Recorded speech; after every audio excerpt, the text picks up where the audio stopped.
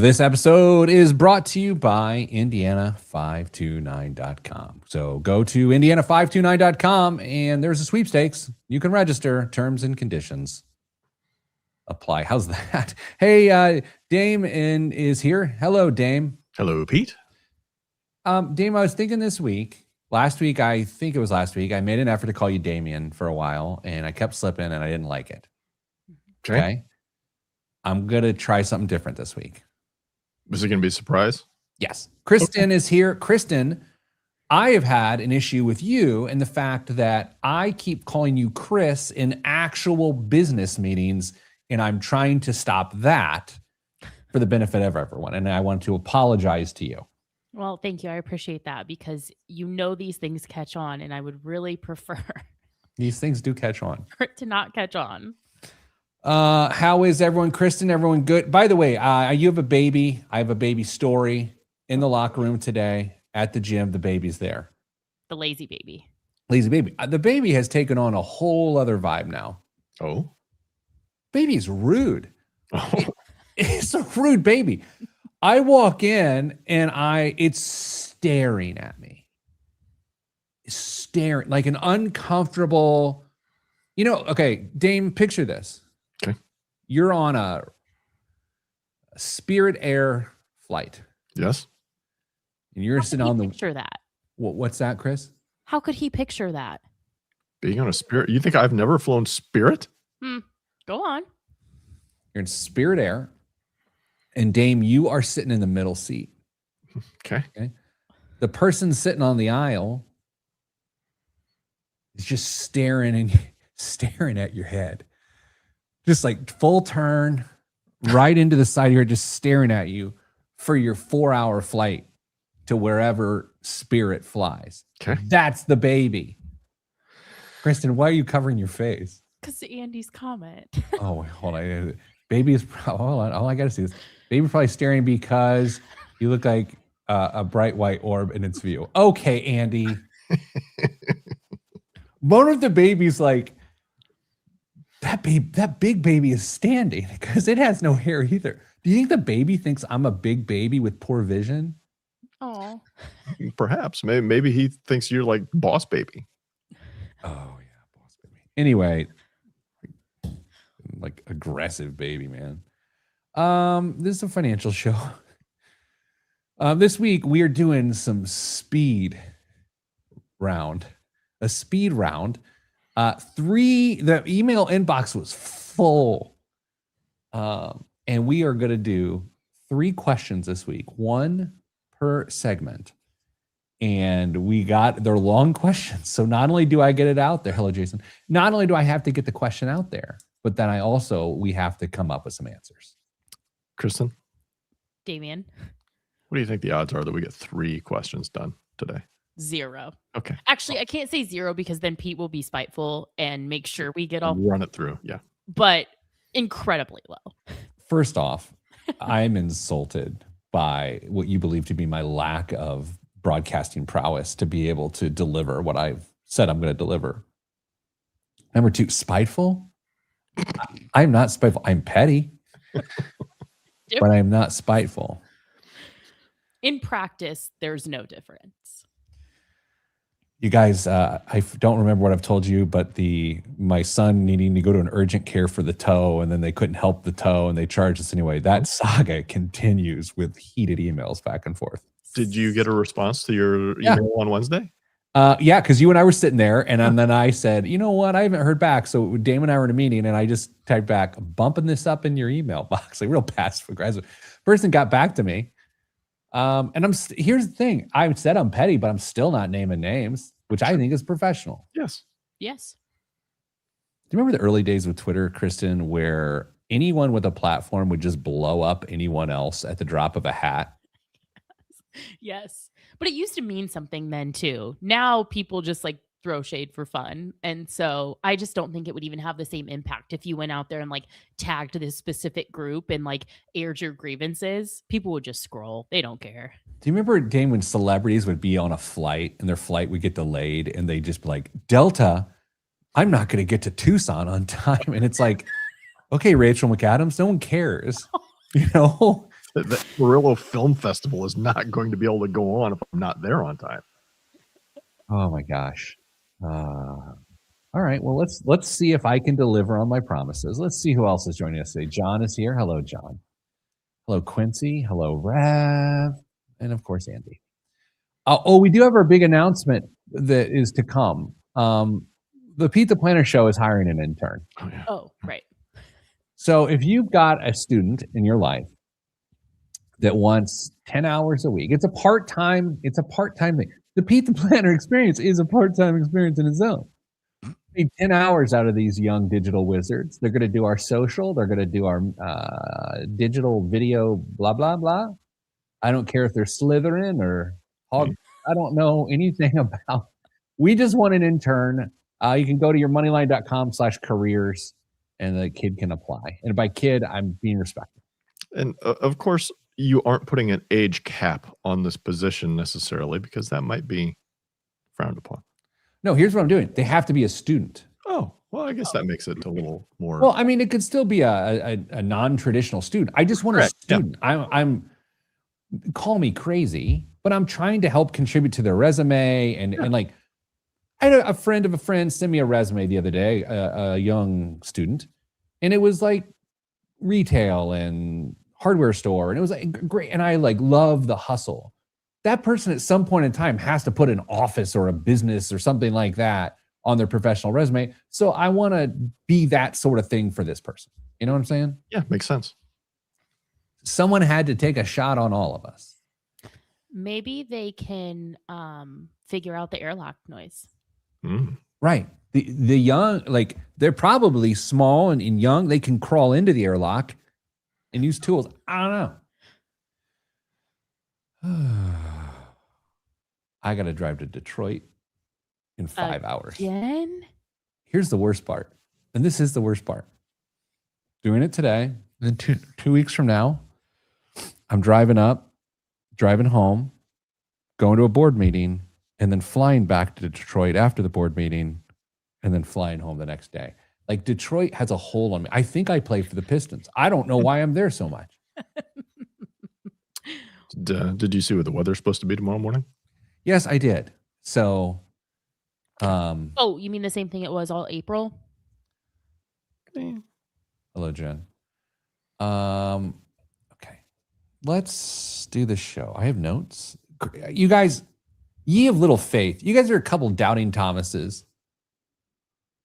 We're doing this. Okay. I hope so. It'll be fun. I'm all fired up.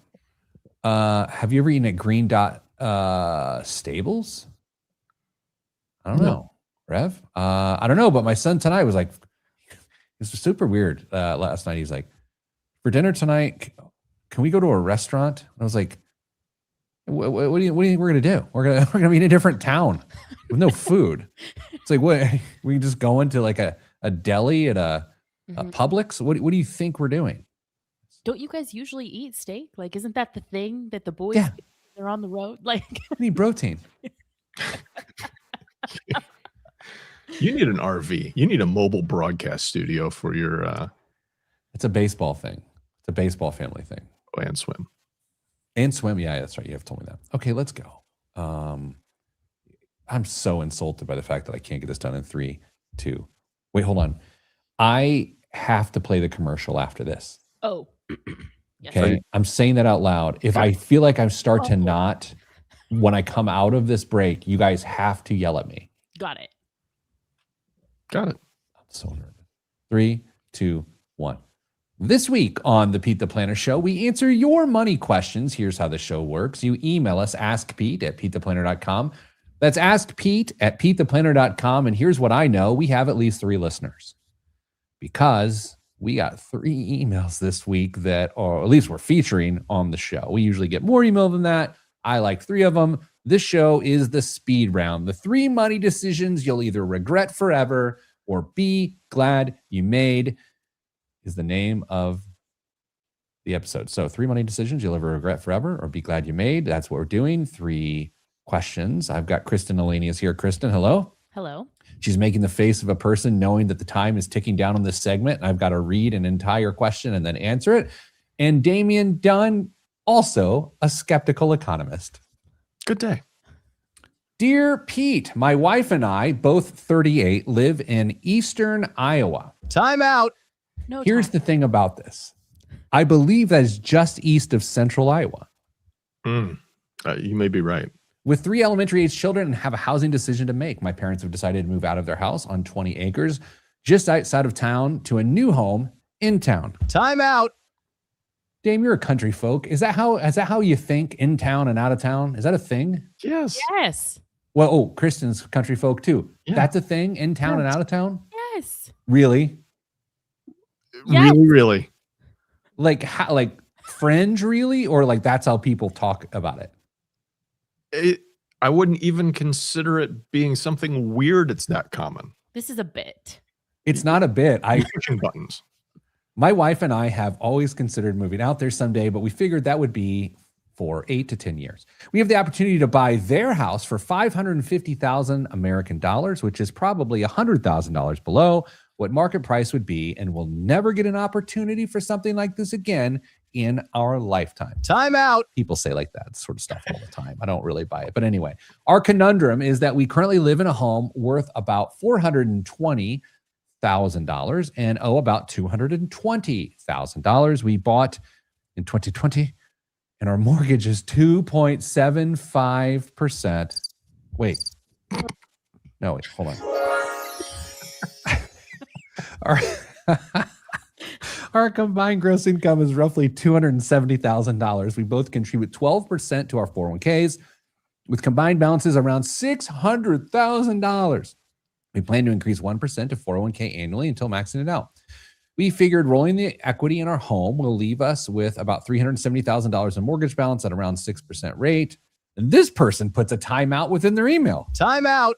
I'd recently been pursuing pathways to FIRE, which is financial independence, retire early, and possibly be done working by mid-50s. I realize this would likely burn any dream of that being possible, which I think I'm okay with. Are we crazy for considering this? We don't have to move, but this is one of those opportunities I might kick myself for not taking. Thanks, Alex in Iowa. Time out. Alex in Eastern Iowa is correct.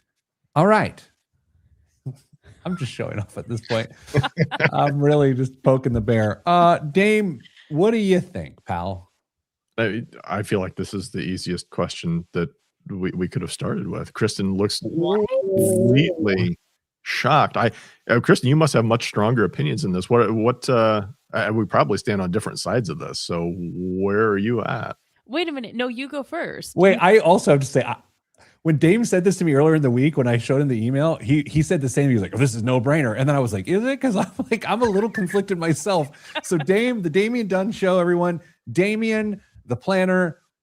What is so obvious about this? Gross income, $270,000. They're getting an extra $100,000 in equity when they roll the house over. If they live in it for a few years and they can't swing it, sell it. And they're going to walk away in a better place. Oh, it's my parents' house. Great. You tried. And they tried to let their family live there. If they feel that really guilty about it, they can give their parents some of that money back. But you just said it yourself. You'll never get this chance again. You'll kick yourself if you don't do it. Give it a shot. You can afford to do it. Just go do it. Is this not the most passionate Damian has ever been about anything on this show ever? Other than the apology when he dropped the F-bomb bad word a few weeks ago. Okay, wait a minute. I wasn't so convinced that this was a really good idea. Actually, you may have swayed me though, Dame. See? Because but the thing is like, is this house only so attractive to them because they know the property, because it was their parents? Like, there are plenty of places that it would be hard to sell a property like this in this market. So it's maybe not that Listen, easy. I will fully concede that we often overvalue things that have an emotional tie to us. Correct. However, they said that this is still offered to them about $100,000 less than what market value is going to be. If you can afford to do it, go do it. Yes, you're going to pay more on a monthly mortgage payment. Yes, you are absolutely going to do that. I mean, insurance might go up a little bit. Run the numbers. If you can afford to do it, do it. And if FIRE is that important to you, you may have to make some concessions on that side of things. But you're probably going to get one shot at this, and don't live the rest of your life with, oh man, I wish we would at least try. I think they should absolutely 100% do it. However, Kristen has taught me all sorts of words about like property upkeep, and I know Dame's got crickets and stuff. I mean, like 20 acres feels like more than what I have, and it takes at times like 13 minutes to mow my lawn that I don't have. Dame, what's mowing 20 acres? Is that a thing? You don't have to mow all 20 acres, Pete. Why not? Well, you're going to get an HOA letter, dude. It could be infested with mosquitoes. It'll be fine. Just Not let in the the grass country. grow. Is this out of town or in town? Great question. I assumed it was out of town. Okay, so real quick side note. I know we're answering financial questions. You don't mow all 20 acres? No. Why? Well, if you have 20 acres, there's either tillable ground here, some of it's woods, or you have animals or someone else has animals on it. I would be shocked if it's just 20 acres of grass. There's no way. So they had to buy animals now and then feed these animals? Is that part? Because I feel like 20 acres is a lot to you're going to have some expense because of that, no? 100%. That was going to be part of my argument, is make sure that you're budgeting more than you think that you're going to need to maintain, one, a home that you know is going to need updates, two, that much property. There's no way they're mowing more than 5 of it. Yeah. Well, I have an alternate theory here, maybe. They just want to maybe workshop. What if they set up like a truck at the end of their parents' driveway, what's called a blockade, until they lower the price to a level that makes it even a better deal? Yes. Old strategy. That doesn't seem like it makes a lot of sense. I think they do it. I don't want to say unequivocally, because I think there's some hesitation, but I believe they should do it. But I also, we got to be honest on this show. I dislike when people say we'll never get an opportunity for something like this again in our lifetime. Yes. Like, I find it like, how do I say this? Yeah, you can literally say that about anything. Mm-hmm. Anything. And oftentimes it just justifies. When I hear that, I usually go, no, because it's justification for doing something that doesn't make sense. I think this actually makes sense, and I think they should do it, but I'd be really, really careful of those 20 acres. It's a lot of upkeep, it is.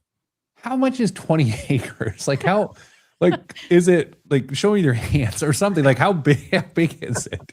I'll send you a picture looking down my property after the show, and then you'll multiply that by 4. Okay. I don't know. Dame, is that a lot? Yes. If you're mowing it, yeah, it's a ton. Okay.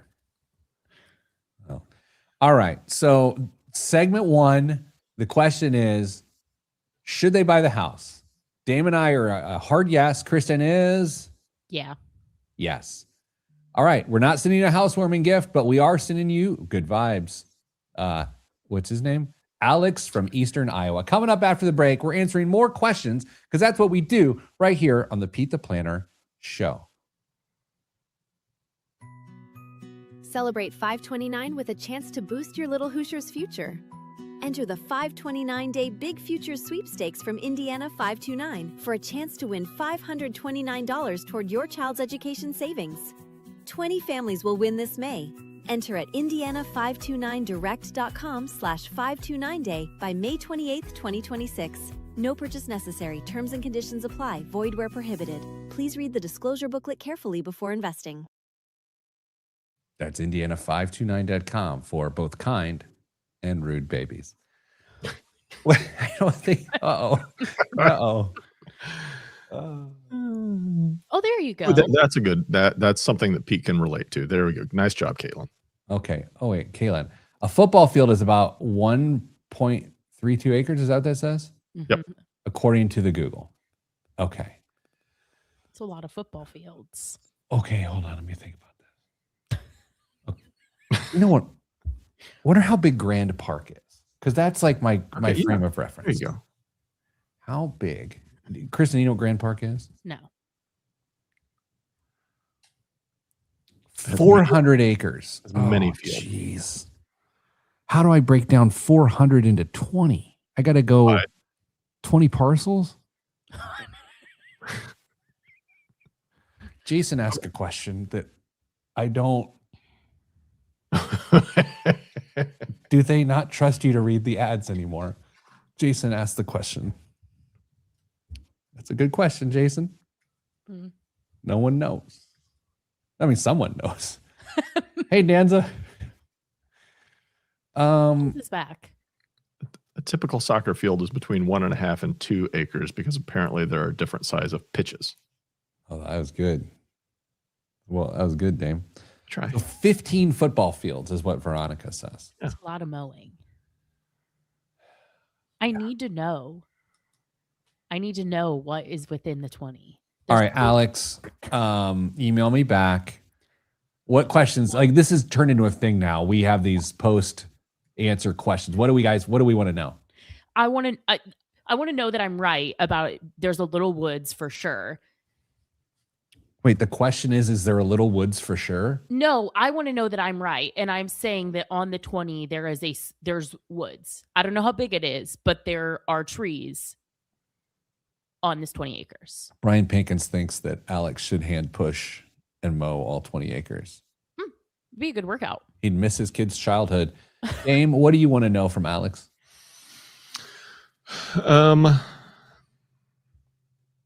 Yeah, just how much are they mowing? I think that's enough.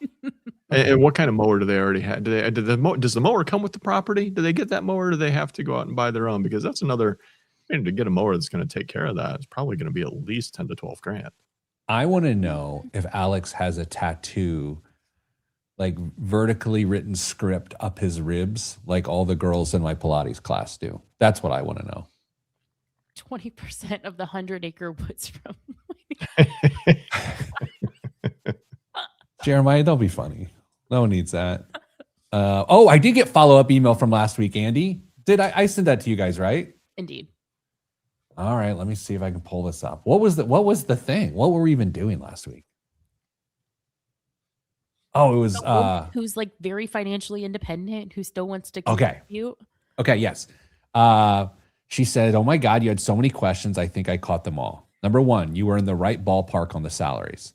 Nice. Number two, neither of us grew up with money. Middle class, frugal families, parents helped with some college, so very lucky, privileged in that regard. We were both raised to work hard and save.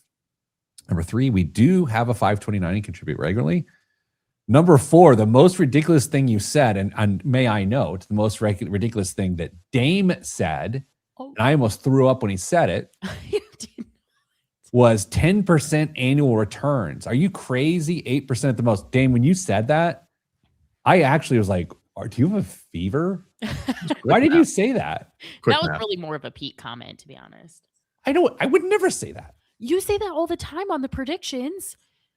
You said like 2 years ago that you thought that the market was going to be up like 36% or something. Those are predictions of what is to happen, not past performance, which is incredibly obvious what past performance is, Kristen. And then finally, to Kristen's last question, we didn't hate anything you said. Your point about being stuck with the lazy budget really resonated. And we had a good conversation about our financial upbringing and why we feel the way we do about money. Thanks so much for taking our question. Look at this show. We're just out there saving lives. We're basically like, what do they call those? Fire jumpers that jump in and like fight wildfires. That's who he is. Sure. Financial fire jumpers. Wow. Kristen, before like out in the office today, Molly was out there. I was like, hey, you want to come on the show today? And she's like, I just want to be asked to be on the show, but I don't want to be on the show. I feel that to my core. And she was like, she goes, I feel like I'd have this. Are we just doing vacuums now? I mean, we need an intern. Come save us. Gosh, you know why we need an intern? To blame for that. Yes. Oh. My daughter, I put out an Instagram video yesterday. I don't want to be on social, but I had to put this thing out so we can get an intern. And I'm like, hey, we are hiring an intern, links in the whatever. And my daughter gets home last night. She goes, I saw your video. I was like, okay. She goes, you do need an intern. I was like, yeah, I know. She goes, because the camera's way too close to your big face. I was like, oh, okay. Have fun at prom this weekend. Okay, 3, 2, 1. Back on the Pete the Planner show, answering 3 questions today. Many are saying this is like the Triple Crown. Hi, Pete and team. I'm hoping you can help me make sense of something that's been bothering me. Time out. Why do packaged Rice Krispie treats taste so different than homemade Rice Krispie treats has been bothering me too, Brian. That is not his question, but that has been on my mind. I'm 37, married, no kids yet. Over the past 2 years, my income has jumped pretty significantly, about $25,000 more than I was making before. On paper, I thought this would feel like a huge step forward, but honestly, I don't feel any better financially. If anything, I feel just as tight month to month as I did before. We're not carrying credit card debt. Time out. Kristen, have you ever really considered why debt is pronounced debt with a silent B? Have you ever thought about this? No, I actually prefer to not think about all of the instances where the English language makes no sense. My good friend is not a native English speaker. His first language is Spanish. And when we talk about words sometimes, as he's trying to teach me Spanish and he knows a ton of English, like he gets stuck on stuff like this. As understandably, it makes no sense. Yeah. Anyway, or anything like that. We did just upgrade a few things along the way, a newer car. We travel a bit more. We probably eat out more than we used to. I'm still contributing to retirement around 10%, but I haven't really increased that since the raise. Savings isn't growing the way I thought it would either. I guess I always assume more income would create more breathing room, but it doesn't feel that way in real life. Did we mess this up? Or is this just what happens when your life evolves? Appreciate your perspective. Brian with an I. Oh, man. You guys, I'm trying to back down. I'm a little aggressive today, so I'm trying to back down, but I have some big feelings on this. I have really big feelings. Maybe I'll start with a smaller feeling that I think the three of us can probably agree on. Dude, I get it. Yeah. Like, same. Yeah. All right. Kristen, I went to Dame first in the last segment. You have big feelings. Let's see if they reflect the bald men's big feelings. I'm going to circle back around and be nicer to Brian. Okay. Oh, but why the change? But out of the gate, Brian, I know exactly where your raise went. It's in the adverbs and the adjectives. A newer car, a bit more, probably eating out more. That's $200. That's $400. That's $600 a month. It's $7,200 a year. That's half the raise you've received. It's gone. That's where it went. We could do 4 questions this week. Yeah, Dame. I was really hoping that you were just going to have a little bit of Radiohead playing underneath this as you were reading the letter. Kristen, they have a song called Creep. Oh, yes. And it was lifestyle creep because it happens so fast. You say, well, we need to replace that car. We need to get a new car because that was starting to give us a little bit of trouble. And so you go get a new car and now your payment's gone up. And now you're going to go out a couple times to eat more a month than you might have before. And you're finding ways to spend money because you can at this point. While you're still paying Uncle Sam a little bit more too at this point. So yes, you're contributing 10%. The good news is you said it didn't go up. Well, the percentage didn't go up, but the dollars have gone up, which is good, but you could do better in this case. And it's still a good goal to get to that 12 to 16% overall, and with the ultimate goal of maxing it out if you can. But if you don't have a plan for those dollars when you get that raise, and we talk about financial goals all the time, you will find a way to spend that money. And it's really hard to get it back into your pocket after you've gotten comfortable. Here's what goes through my mind, and this is why I was feeling aggressive. Did we mess this up? Was the question. Yeah. And yeah. Yeah. But I'm not ready for butts yet. Okay.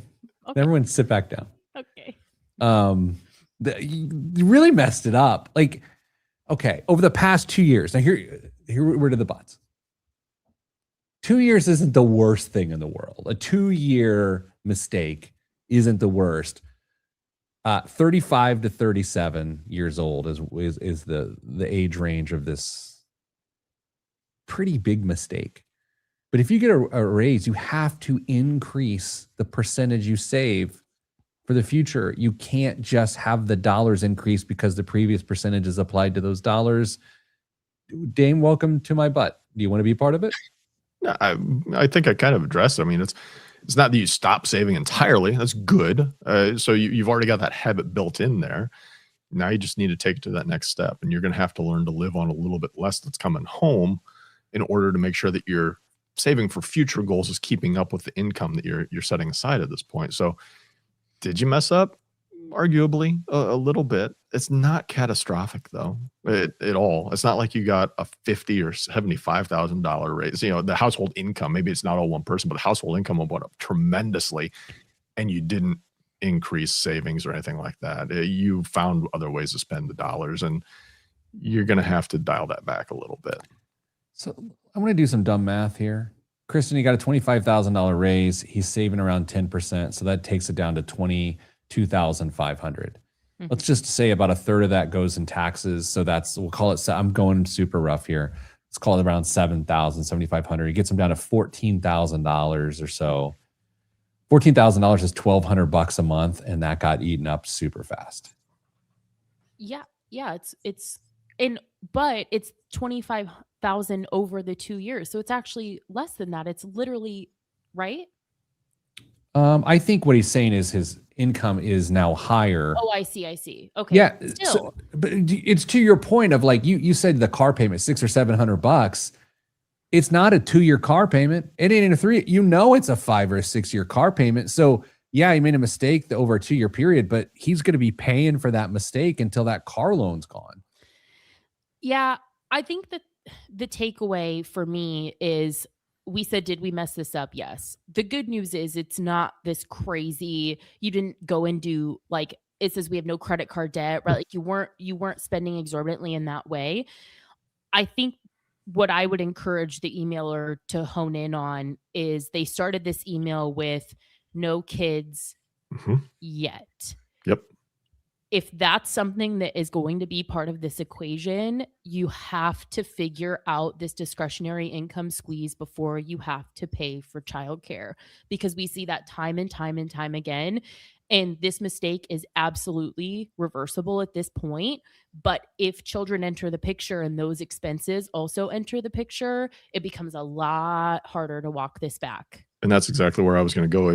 Because the no kids yet is what stood out to me, is if that's on the horizon, or that's a goal for them as a couple. The good news is college isn't looming around the next corner. And of course, childcare expenses can transition to saving for college.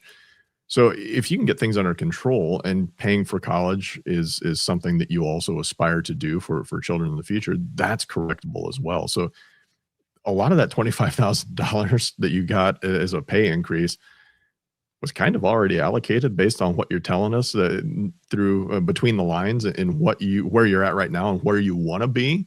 We just have to get you to the point where you can actually take care of the obligations on where you want to go. This reminds me of smoking in the 1980s. It was a really big mistake, but a lot of people did it. Like in it, so it didn't feel like a mistake because so many other people were making the mistake. It was like, this is what people do. Mm. This is what Brian described. This is what people do all the time. True. All of us have done a version of that.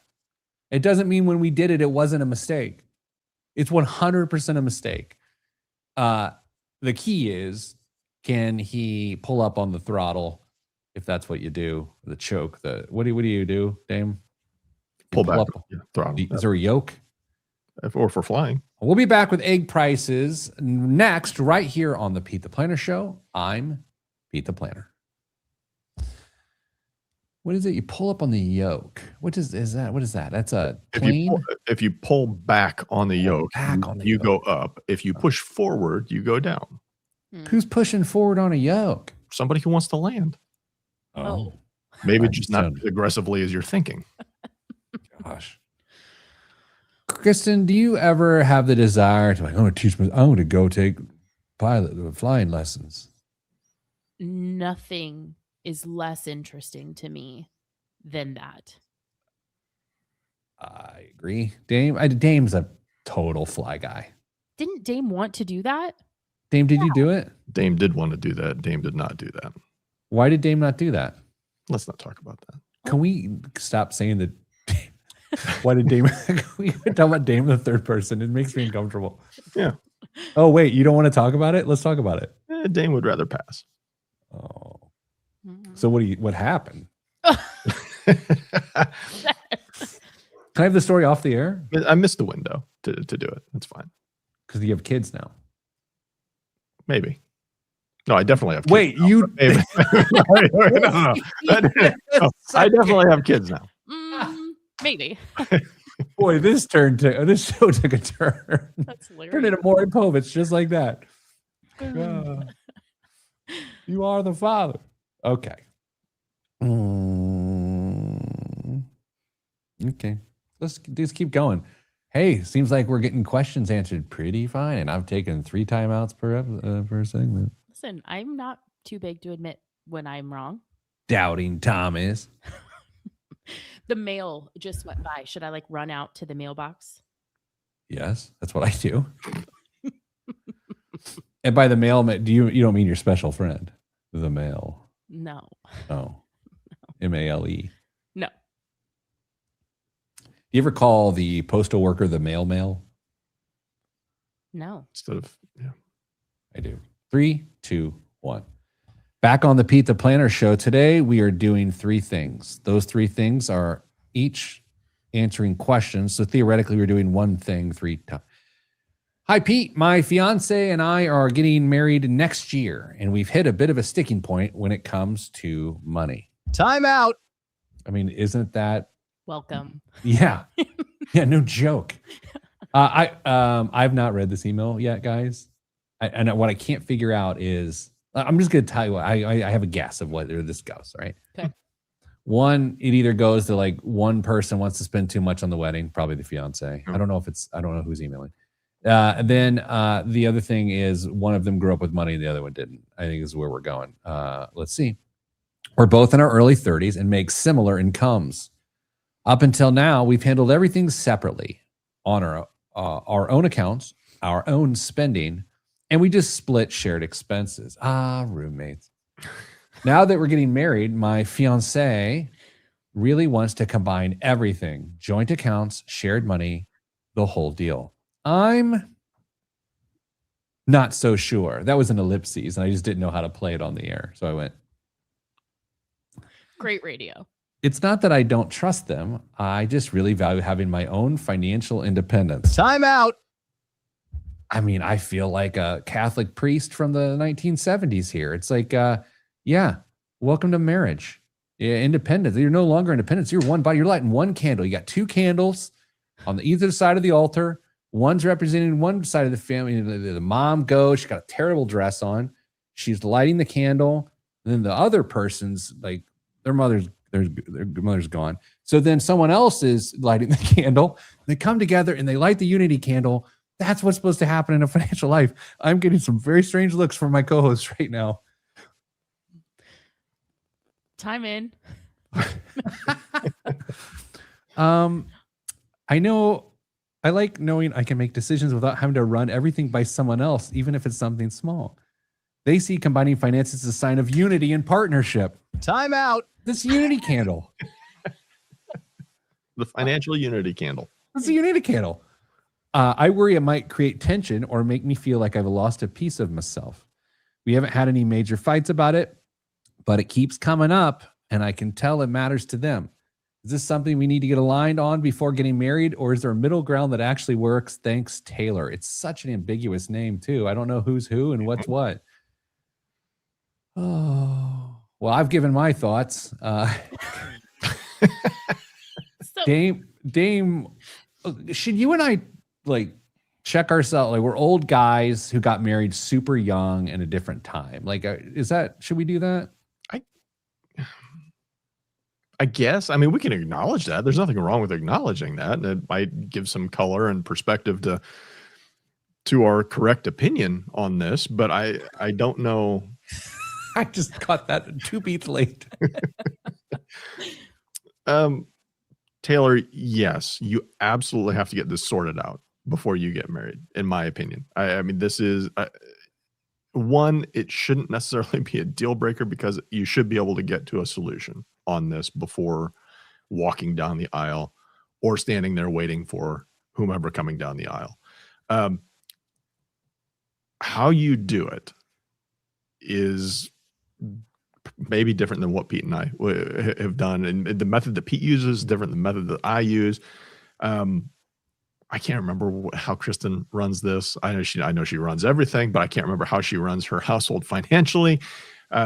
So there will have to be some blending of financial lives at some point. Because if I were you, I think it's reasonable to have some insight as to how your partner is spending money as well. I just think it's reasonable. We're going to pass it to Kristen for the remainder of this segment. But before I do, I just want to say this. Anything I have to say about this is actually not financial advice. It's simply marriage advice. Okay. So I've been married coming on 26 years. And I talked to my wife just a couple weeks ago. And that's a good setup. There's just some lines here that and I'm just going to kind of alter the words a little bit. I just really value having my own, they say, financial independence. I like knowing I can make decisions without having to run everything by someone else, even if it's something small. Then don't get married, Taylor. Like, don't do it. Don't even be in a relationship. Just grind on Call of Duty and just talk to people and be like, hey, we're doing great. I'm only 11. Shut up. Like that's what your life will be. I'm sorry, Kristen, did you want to say something? Taylor, yes. First of all, I'm sorry, Taylor. Second, I think the age matters here for one. Early 30s and we're getting married. Last week, we gave the emailer the benefit of the doubt because that was 10 plus years of adult life that you've run independently. So why would you be comfortable with giving up that independence so early?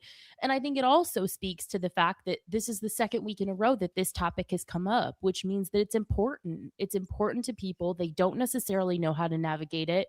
And I'm sure there's a plethora of reasons why that could be. How you saw money, like in the households where you grew up or in the relationships you've observed along the way. I'm sure there are very, very, very real reasons why Taylor feels this way.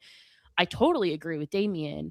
You have to figure it out before you get married. You cannot let this go under the radar among all the other wedding planning and think that the finish line is saying I do and everything's going to be fine, because that does not work. You have to find a system. If you have joint financial goals between the two of you that you're both actively working towards, and financial transparency, that can cover a lot of different methods on how you share your financial lives with each other. But you have to have those two things regardless of what method you choose. Financial goals, financial transparency. The method on how you achieve those things has some wiggle room, but those two things are non-negotiable.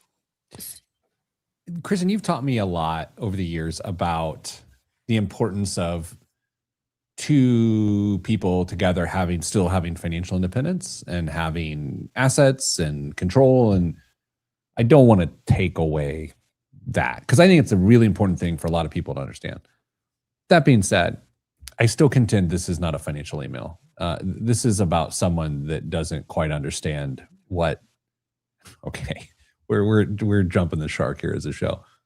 I don't know. I think it maybe it's a cold feet thing. Maybe it's just this realization of oh, this seems permanent-ish. I don't know. I actually think it's probably an example of not seeing success in a couple that could run like a yours, mine, and ours. I get the sense that maybe the emailer has seen just lack of financial independence and doesn't even know that there's another way that's agreeable, because you can do what you're saying. You can have joint financial goals. You can pay all your fixed expenses together. And then you can have a percentage of income that's just your own to spend on whatever you want that you and your partner might not agree. There are plenty of things that my person spends with his discretionary money that I don't agree with, and vice versa. And that's okay, because it's just the dollars that we know that we get to spend on the things that are important to us. There is a system that works for what Taylor is asking. My hypothesis is that Taylor hasn't seen that modeled before and doesn't know that. I want to get into gender for 30 seconds here. First of all, I don't think your man friend would ever send this email, Kristen. Like I can never see him sending this email. No. The other part of this is, and again, we some of us are still practitioners. One of us was. Anytime I saw this thing and it was the male perspective that they don't want to lose a piece of their own financial independence, like if it's as a man, like red flag. Red flag. And I actually feel less so if it was a woman sending this email. If it's a man, I've seen this go wrong so many times. I don't want to get too deep into gender roles and marriage and provider and this whole thing, but I'll just say I've seen this one in real life dozens of times, and every time it's a dude, it's not going to go well. So Taylor, I don't know. I don't know if you're Taylor Swift or Taylor Lautner. I don't even know who the second one is, but if you're Taylor Lautner, this is bad. All right, let's take a break. I don't know what I'm saying today. This is awkward. We'll be back right after this. I don't know what's in me. I don't. What was better, smoking in the 80s, a priest in the 70s, or Taylor Lautner? What do you got? Taylor Lautner. That was Who good. was Taylor Lautner? Jacob from Twilight. Okay, that's what I thought. That's what I thought. Yeah. Taylor Kitsch. There's a Taylor Kitsch too. He's an actor, but you don't watch movies, Kristen. No. Other than Taylor Lautner movies. Dame, smoking in the 80s, priest in the 70s, or Taylor Lautner. What is the dumbest thing I've said today? Do you think smoking was more prevalent in the 80s or 70s? So it should have been a priest in the 80s, is what you're saying. It really threw me with the whole Catholic twist on things too, because I wasn't expecting that, just to throw an entire denomination under the bus. But I got married in the Catholic Church. There were some unity candles up in this marriage. Like my wife and I are one burning flame, a conflagration of love. Let's call her. I would ruin weeks if I called my wife on speakerphone right now. Weeks of my life. It's been a while since you've done that.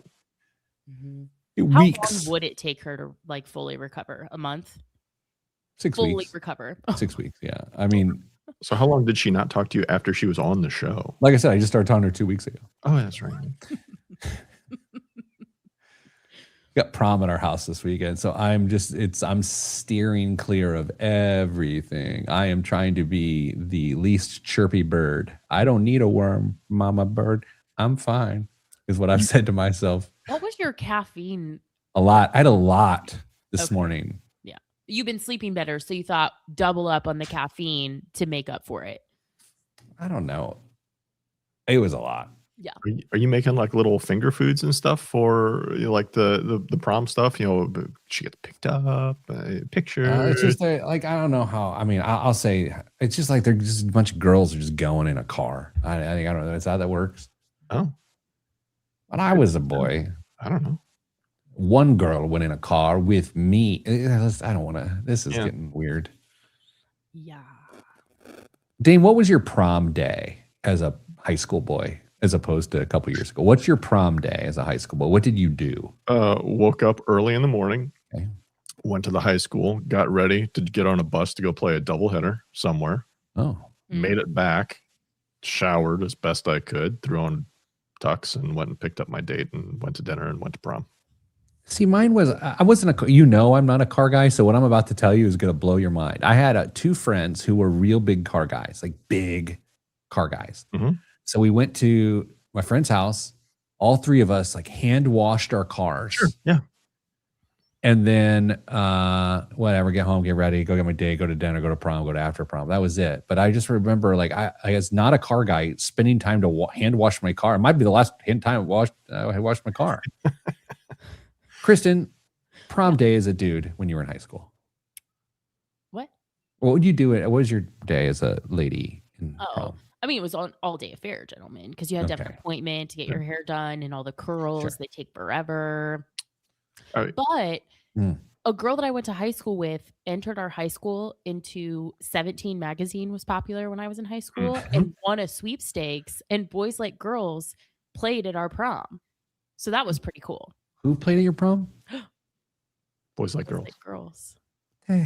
But it's boys like girls. You know, there's. I'll send you a song after this.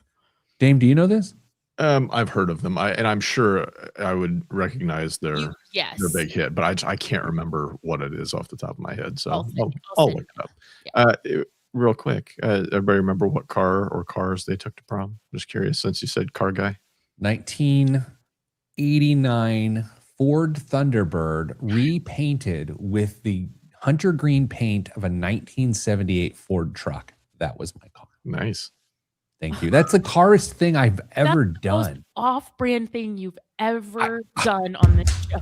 I just fainted. Like I just had an out-of-body experience. That happened. It's back when Thunderbirds were Thunderbirds, rear-wheel drive. I mean, Oh my gosh.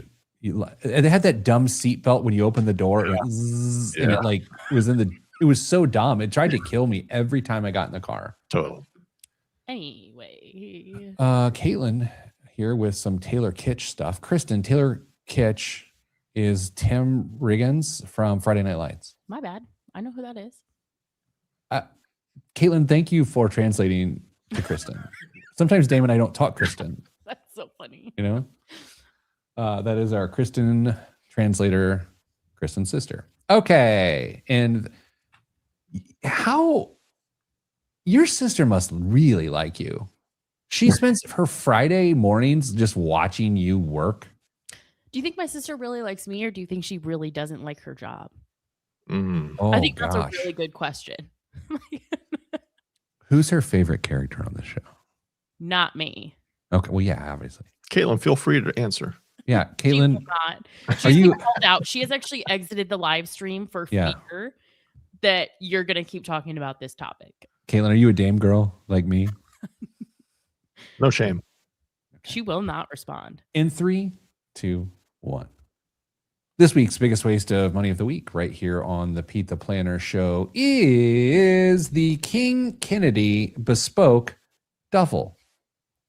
King Kennedy built its reputation selling antique rugs to the fashion world. The King Duffel transforms them into bespoke bags. Each one is handcrafted in Los Angeles using a single antique carpet from the 19th or 20th century, constructed around Italian leather handles, a full leather bottom panel, and a zipper closure with an interior zippered pocket. Sized as a carry-on or a weekend bag. You're going to guess what this is. First, before we get there, Dame, are you a weekend bag guy? I have one. And I guess I do use it pretty frequently for, because we have swim weekends and all that. So yes, I don't have a nice one though. So I would probably upgrade that at some point in my life. I kind of have a nice one, but it's my gym bag. And then like, I'm going to go home and take the stuff out of my gym bag and then repack it to go to a soccer tournament this weekend. So it's become a weekender bag, but it smells. Yeah. So, Kristen, weekend bag lady? oh, yeah. I have 2 or 3, I think. All right, Kristen, since you are this show's expert in weekending, how much does the King Kennedy Bespoke Duffel cost? As a point of clarity, did you say that this is authentic 100-year-old carpet? In fact, I did. Ugh, What was Oh. that sound? that's gross. You sound like the Queen of England just got hit in the stomach with a pickleball. Oh. Okay. This is, Ooh. now I'm not able to get it together. This is. Ooh. Ooh. Now you sound like Mickey. We've gone Oh so. no. This is $200. Okay, Dame. I'm really glad that it turned out the way it did, because when this popped up on the screen originally, I was like, that is a rug. It is nothing more than a rug. And it turns out it is.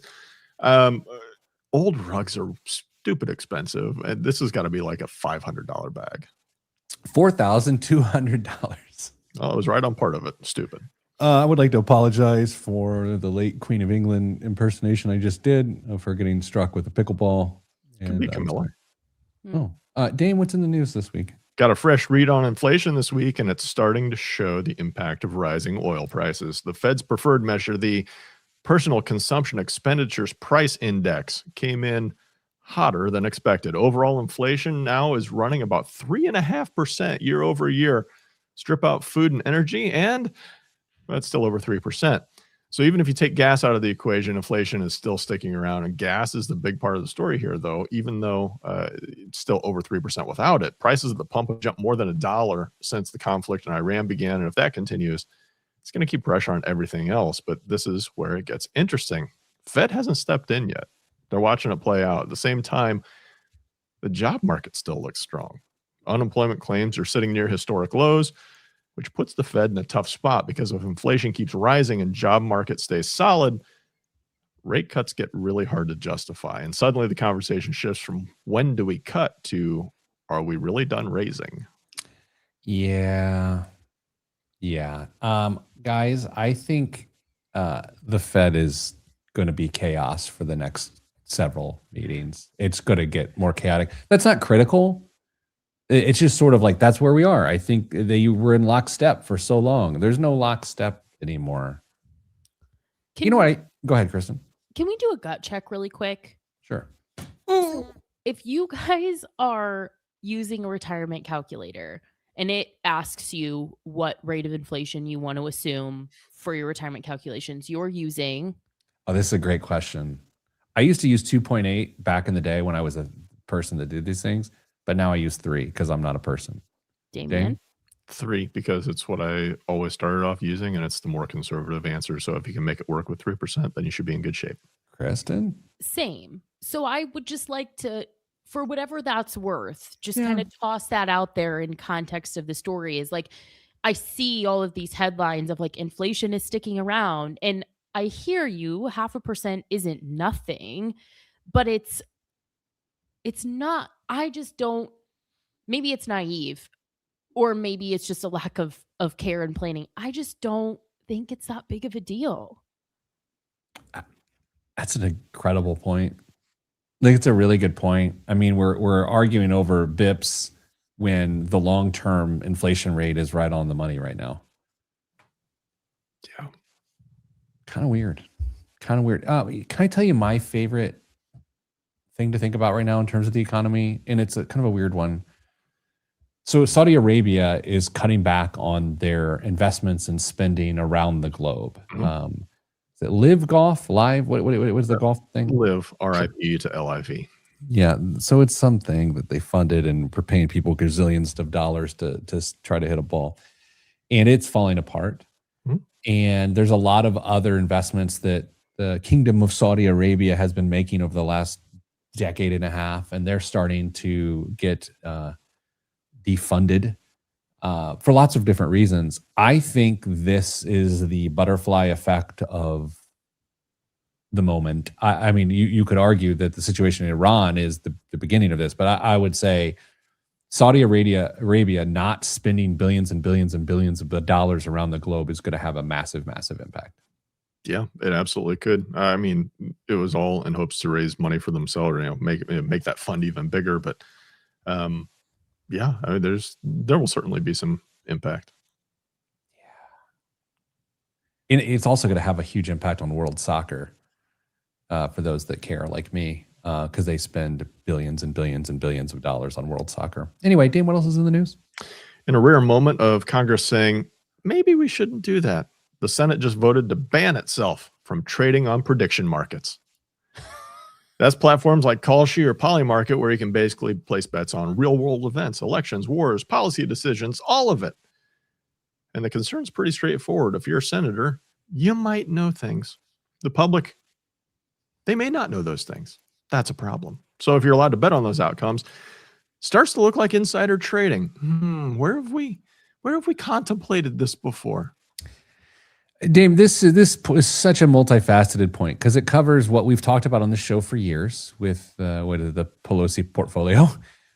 We've also talked about the special forces soldier in the raid of Venezuela winning $400,000 via the prediction markets. And it's all very confusing because if having inside information in the prediction markets is bad, isn't having inside information on the stock market equally as bad for Congress? Who am I to say? It's not bad for Congress. It's great for Congress, actually. It is. again, there's so little that unites the people of the United States these days other than this topic, which I think is the funniest part. Truly. And when we do, they stand in our way. Who's the problem? I mean, if you think about this for a second,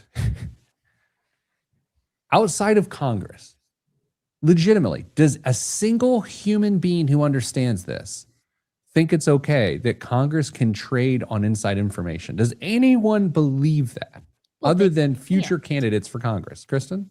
Well, they can't trade on insider information, Pete. That would be No. illegal. Oh, the semanticists.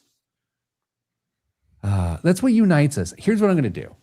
I'm going to start a party called I don't know. I ran out of steam. The caffeine's gone. You guys, I got it. I went too hard, too fast. I'm out. Bummer.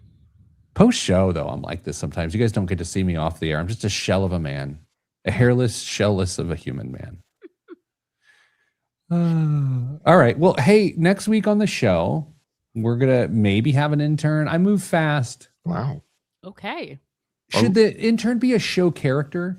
I was going to say, are we bringing him on? Is this like kind of giving me millennial Nicole vibes? Maybe. Kristen, what's your vote?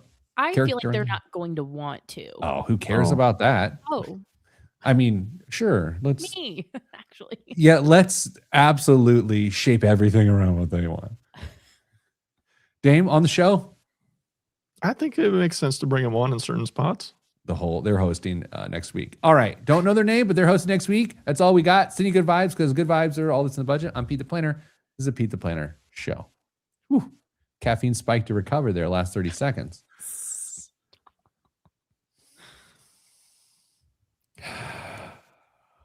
I need to go take a nap. Yeah. Mm. Kristen, any hillbilly concerts this weekend? No. Sunday is my birthday. And Oh, I celebrate yeah. my birthday the whole month. So, Oh, yeah, millennial. Indeed. So I'm Yeah, actually that's a off You're what? I'm actually off work today. So I don't know what I'm gonna go do. She didn't tell you that. No, she didn't tell me that. That's because your birthday's coming up? No, it's because planting is starting and I'm already behind. And for the next like 6 to 8 weeks, he will basically not exist in my home. And I just need to catch up before that happens. I have a lot of questions that we don't have time for. I figure. Dame That's is really what I wrote in my reason, by the way, when I requested the time off. Dame, this sounds critical. Has anyone in Gen Y, is what I think we are, or X, Or X. did people take their birthdays off? No. I didn't take my birthday off. No, I'm not saying you did. I'm just saying it's a pretty common thing, though. Yes. But I don't think we did that. No. But it's actually my parents' generation. Like my mom made a really big deal out of birthdays. Like you can't blame me for thinking they're a big deal because my whole life, everyone's birthday was a really big deal. Okay, as a kid, I have a really odd memory of the best birthday gift I ever received in any capacity from a friend or family. Do you guys know, as a kid, what your favorite birthday gift ever was? I will start to give you a moment to think. I believe this was in third grade, second grade maybe, probably third grade. And I had a bowling party at Sunset Lanes in Claremont, Indiana, and all my friends came. And Tommy Jones, my friend who was from South Korea, came to my party, and he gave me an OP, an Ocean Pacific wallet. It was like a light blue with like a tropical pattern on it. Velcro? Velcro. Yeah, there we go.